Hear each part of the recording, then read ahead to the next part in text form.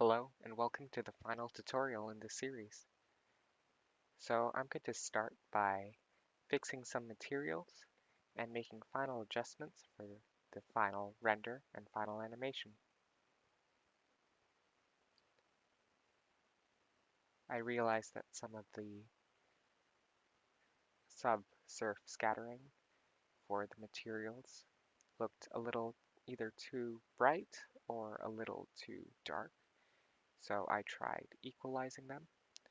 Now I'm going to go into the render panel and enable mist, and I will enable mist passes in the world setting and enable mist in camera view so you can actually see where the mist is.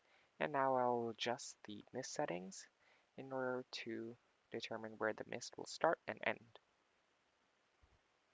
So you see that line is where the mist starts and where it'll end.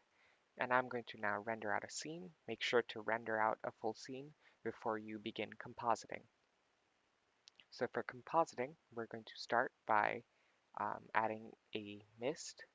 And again, um, creating a mist is done by taking the mist pass and adding a mix color RGB. So we'll do that, and a map value, which will determine the size of the mist pass. I'm going to set that to 0.7, and I'll change the mist color to light pink. I'll also add a soften, and this will basically soften the mist pass and basically create a lighter mist.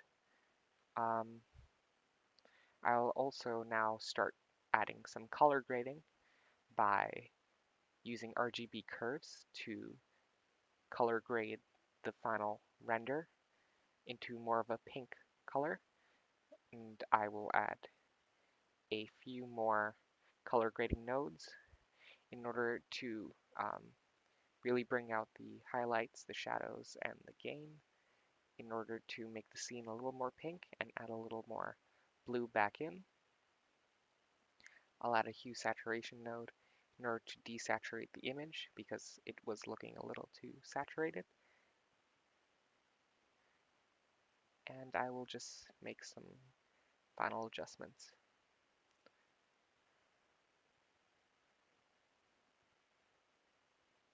Again, play around with how you want your color grading to work. Um, it really depends on what kind of scene you want. So this is all very temperamental and all up to you. So now I'm going to scrub through the animation, look things over, kind of go through a final check before I enable rendering, fix some lighting, and this is really all just a final check before you begin rendering. I will set my render preferences on the side, and I will scrub through the animation quickly before finally rendering out the image. This will render out the animation, and you are done. So thank you for watching this series, and good luck.